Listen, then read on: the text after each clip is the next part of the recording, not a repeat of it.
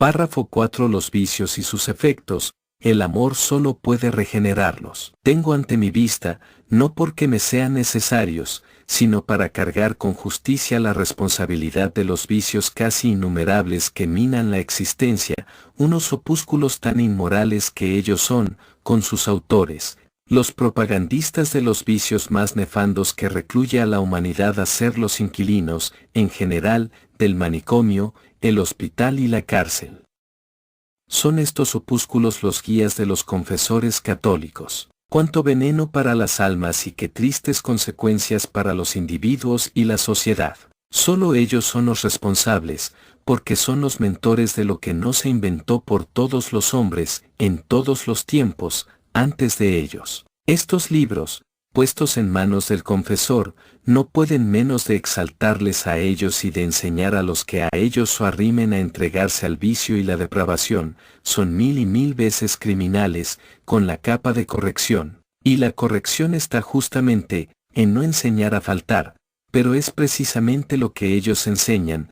Esto es lo mismo que justificar a aquel pintor que pintaba un crucificado en la agonía y, no pudiendo retratar esta, le pegó una puñalada al hombre que colgado en la cruz, le servía de modelo. Aquel pintó entonces la agonía y lo mismo tiene que hacer el confesor al leer y aconsejar a sus penitentes, estos, que llegaron allí inocentes, por la insinuación del confesor que les habla. Dicen ellos y esos libros, para que no guarde secretos. El niño y la niña no lo sabían, lo oyeron y aún les describieron la forma, y la curiosidad empezó a picarles a los niños. Y ya los tenéis matando sus tiernas naturalezas y burlada la ley primordial de la creación. Infames, ¿quién sois vosotros para sondar las conciencias?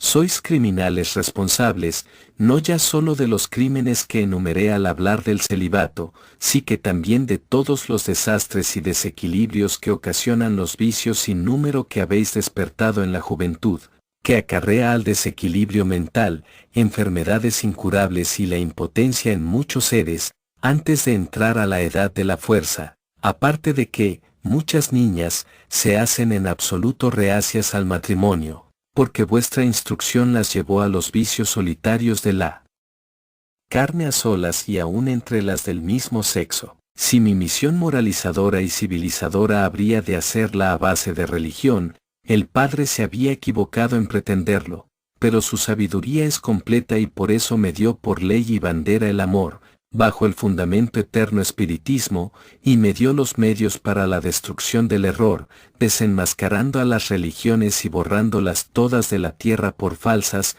perjuras y prevaricadoras. No voy a ser tan inmoral que vaya aquí a señalar esa interminable lista de vicios y formas, como lo hacen los padres de la Iglesia para los confesores, en la famosa llave de oro. ¿Qué llave, Padre mío, que abre los ojos de la maldad y del crimen y luego no sirve para cerrar esas llagas que matan a millones de seres? Pero, afortunadamente, ya veo el momento de curar esas llagas, cerrando con llave infalsificable, para siempre, toda religión que sea servida por sacerdotes y desaparecerán todos esos crímenes hechos por ellos. Humanidad. Humanidad. Huye de esos corruptores y atiende el consejo del que la ley designó, que es hombre como los demás hombres, pero que ha vivido muchas veces y pulsó todos los males de la tierra, y el Padre Universal, el Dios de amor, lo mandó en su amor. ¿A redimirte?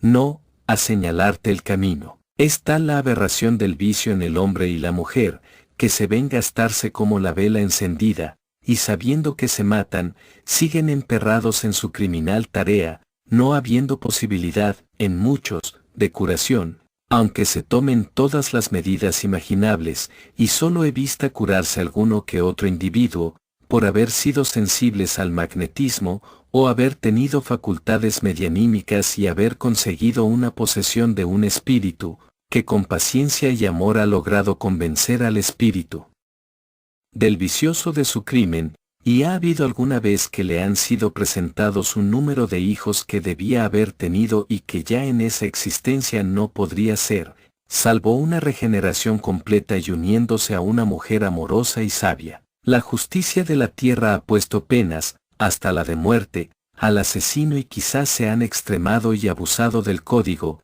porque dicen, hay que atajar el mal. Fatal medida que, salvo algunas pocas excepciones, se le quita la vida a un hombre en afrentoso patíbulo, porque mató a un hombre o a una mujer. Triste y malo es este hecho y prohibido por la ley divina y condenado, no a la muerte, sino a dar vida de nuevo a aquel espíritu, porque si matas, al muerto resucitarás con tus besos, dice la ley. Pero no ha puesto penas esa ley de la justicia humana para el vicioso y la viciosa que se suicidan y al mismo tiempo quitan el derecho de vida, por aquel.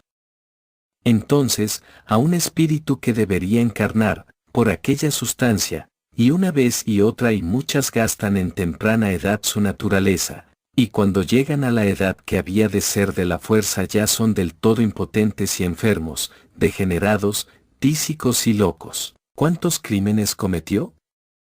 Muchos, además de su suicidio. Pero no solo es esto, sino que hace sentir su deseo a otro ser, porque siempre lo hace con el pensamiento sobre una mujer, que solo su vista lo excitó y esta mujer siente vibraciones y deseos que no estaban en ella. Y los pensamientos influyen en la caída de la joven, porque el poder magnético obra, sin importar la distancia, y es un crimen más que hay que cargar contra el vicioso. Pero hay algo más terrible que todo esto, que os lo va a decir el que las religiones han temido. Ni una gota de sangre se pierde, antes de caer a la tierra, hay un espíritu que la recoge y ya os sigue, me ha dicho un mensajero del Padre. Nadie puede imaginar lo terrible que esto es, y voy a estudiar el asunto un momento, ante un cuadro que me ha sido presentado al efecto por nuestros hermanos mayores, y esto os probará que la obra del juez es universal y que con él colabora todo el consejo del Dios Amor, y describiré el cuadro tal cual lo he visto sin temor a inmoralidad, pues la verdad no desmoraliza a nadie. Yo estudiaba esta cuestión en mi razón y con mi clarividencia.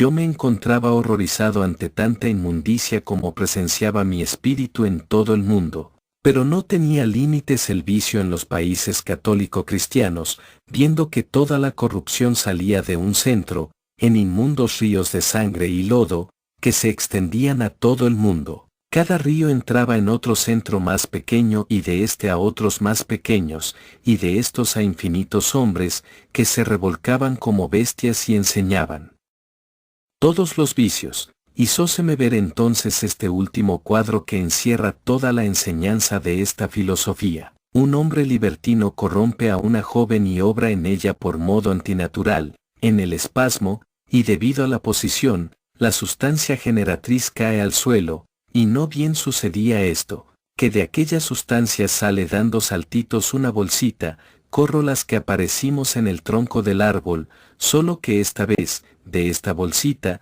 salían voces de amenaza y venganza y seguía al libertino acusándolo. Una segunda mujer aparece e increpa a los dos y les amenaza con acusarles al maestro y exponerlos a la vergüenza de la comuna porque no cumplen con la ley. Nada puede explicar mejor que el cuadro anterior los males del vicio. En efecto, ni una gota de sangre se pierde. Antes de caer a la tierra hay un espíritu que la recoge y ya os sigue. Esto sí que es terrible, hermanos míos, y prestad atención a lo que sigue. Ya dije atrás que los espíritus, antes de encarnar, piden un consejo en el que propone la prueba que quieren sufrir, las luchas que deben sostener, las deudas que deben pagar y los medios que han preparado para su cumplimiento. Y si está en la justicia, les es aprobado y señalan ellos mismos el tiempo, modo, cualidades, defensas, y la ley nada les niega dentro de la justicia,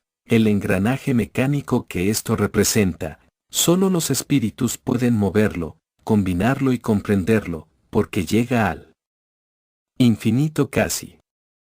El espíritu promotor de este engranaje, que es siempre el más antiguo o el que más deudas tiene en la familia que compone aquella afinidad, sabe con quién o con quienes debe unirse, en el sexo correspondiente a la procreación y le rodean y presencian, o se los muestra la ley de justicia, los espíritus que tiene que darles vida corporal, y así, los que han de ser los padres, en los dos sexos, preparan desde el vientre de sus madres todos sus elementos necesarios al cumplimiento de aquel deber.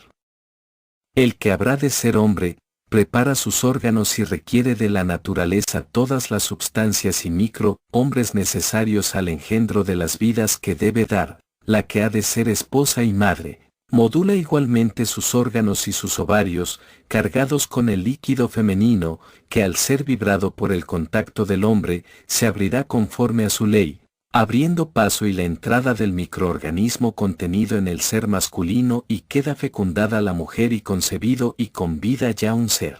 Esta función, divina porque da la vida, pone en movimiento todas las leyes de la creación y no puede pasar desapercibida a la ley de los afines y de justicia. Y desde ese momento el espíritu que habrá de ocupar aquel engendro empieza su trabajo de modulación y asistido ya por sus guías y protectores, de los que necesita porque él cae en un justificado letargo, por el que será corregido fácilmente en su infancia. Este ser también asistió al consejo que sufrió su padre y madre y él ha sufrido otro, por otros a quienes ha de dar vida y aquellos a otros, y así se alarga la cadena, hasta que se saldaron todas las cuentas en aquella familia y quedan ya en la afinidad y la armonía.